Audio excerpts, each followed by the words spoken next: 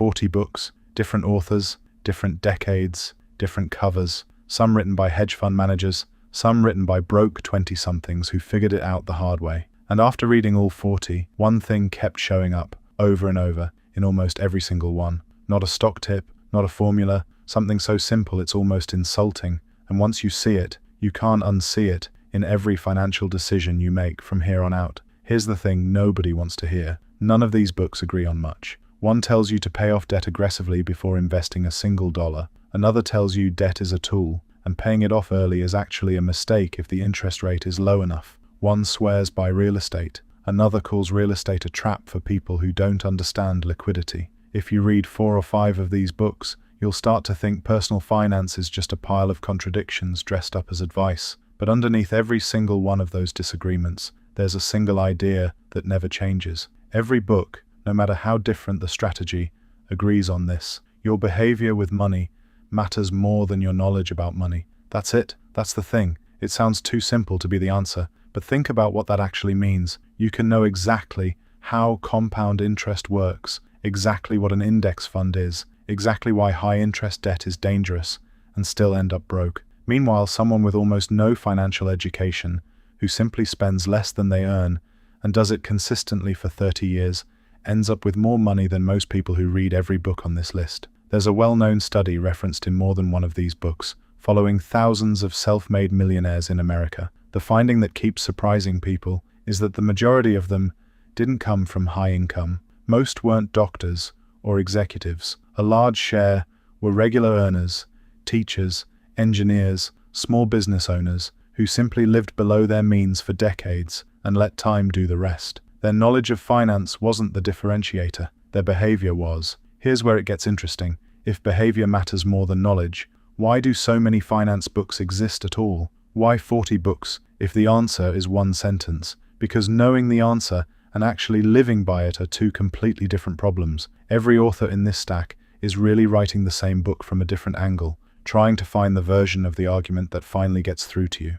One uses guilt, one uses math, one uses stories about regret, one uses stories about freedom. They're not 40 different answers. They're 40 different attempts at the same delivery mechanism because behavior change is hard and information alone rarely creates it. This explains something that trips a lot of people up. You can watch a video, read an article, understand a concept completely, and still make the exact same mistake next week. That's not a failure of intelligence. Understanding a rule and having the rule shape your actual behavior are separate skills, and most financial education stops at the first one. One book put it in a way that stuck with me more than any spreadsheet ever could. It said that personal finance is 20% knowledge and 80% behavior, not because the math is unimportant, but because almost everyone already has access to the math. What's rare is the discipline to act on it when nobody's watching and the reward is decades away. Think about what that 80% actually looks like day to day. It's not a dramatic decision made once. It's the decision to automate your savings, so you're not relying on willpower every single payday. It's the decision to wait 24 hours before a big purchase. Instead of buying the second you feel the urge. It's choosing not to check your investment account every time the market dips, because behavior driven by fear usually costs more than the fear was trying to protect you from. There's a specific pattern that shows up across nearly every one of these books.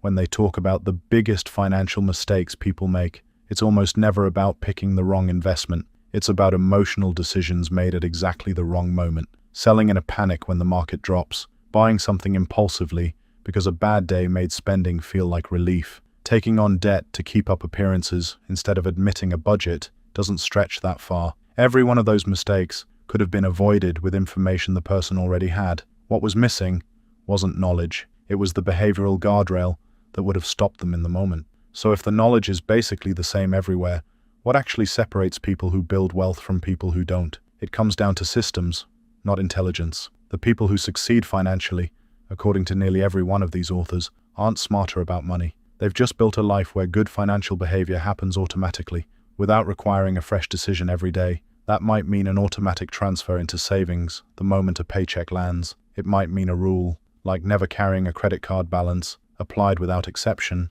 so there's no daily negotiation with yourself about whether tonight is the night you break that rule. It might mean deliberately not knowing your investment balance day to day, so short-term noise can't trigger a long-term mistake. None of that requires reading 40 books. It requires picking 1 or 2 rules, simple enough to remember under stress, and applying them without renegotiating every single time a decision comes up. The 40 books mostly exist to convince you, from 40 different angles, that the discipline is worth building. The actual instructions could fit on an index card. There's a second pattern worth mentioning, one that shows up almost as often as the behavior over knowledge idea. Nearly every one of these books at some point addresses the gap between what people say their financial goals are and what their bank statement actually shows. Someone says their top priority is retiring early. Their statement shows 4 food delivery subscriptions, a car payment on a vehicle that outpaces their income, and a savings rate near 0. That's not a math problem. The math was never in question.